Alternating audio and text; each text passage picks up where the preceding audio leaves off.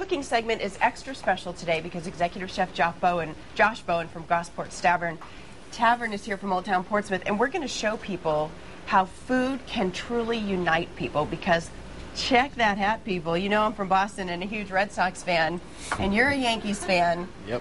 But we're going to show people how a good recipe can make folks just lay down their bats and get along. Good game last night, huh? Yeah, good game. All right. What are we making today? So we've got some pork marinating, some little neck clams, onions. Tell us about our recipe today and the ingredients so the folks at home can follow along. We're going to be making a Cataplana, which is a traditionally a Spanish dish, which is pork with clams. It's marinated in dry white wine with bay leaves, paprika, onions, and a little salt and pepper. You got your little neck clams from Cherry Stone and onions. And let's get back to that marinade for a second, because I know the secrets are in there.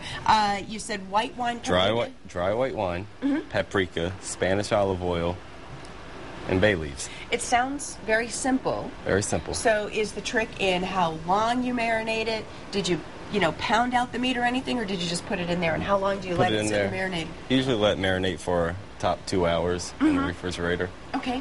Would you do any more than that, or do you say 2 hours is where you should? You really don't want to marinate any more than that. Okay. You don't want to make the meat mushy. Right. Have a bad texture in your mouth. All right, let's start cooking it. Now that it has been marinating for 2 hours, you got some hot pans here, a little olive oil in here. Yep. Now, so for this recipe, you would, if you were at home, you would cook the pork first, and then we'll show you what we're going to do with the clams, I think, when we come at the next. We'll start with the pork. And now, are these boneless chops? These are boneless pork loin, yeah. Okay. Boneless chops. All right, we'll get those cooking, and like I said, we'll move on to the seafood portion of the dish when we come back. See? I told you we'd get it.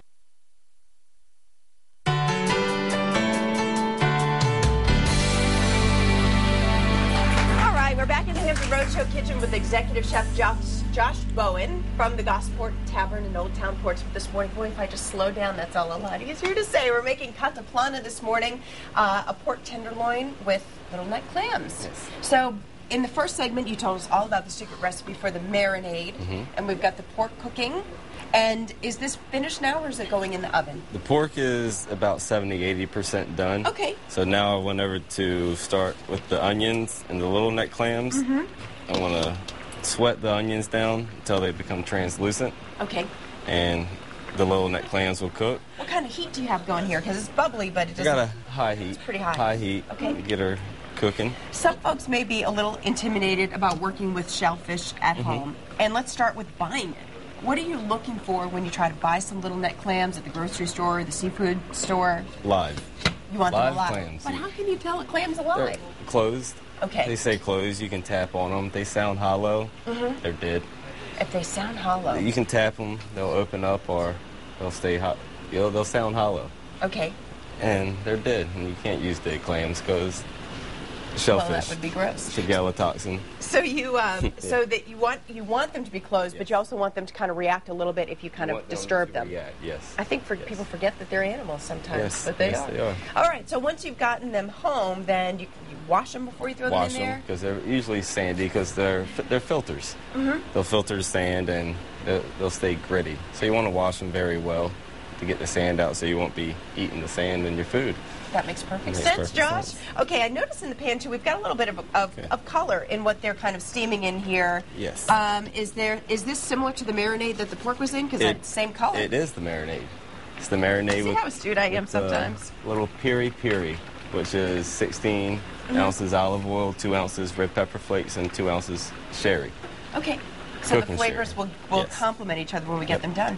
All right, we will keep going with our clams here. Keep watching those until they're done. How will we know when they're done? They'll open. They'll open. All of them open. Okay. All right, buzz in if you have any more questions on cooking little neck clams this morning. I think I've asked them all, though. So we're going to move along to Cheryl now, who's got another very special guest in our studio today. All right, Kelly, thanks very much, and thanks to everybody from the American Cancer Society for coming today and telling us about the Relay for Life event. All right, back in the kitchen now, Chef Josh Bowen here from Gosport Tavern in Old Town Portsmouth, about to finish our Cataplana.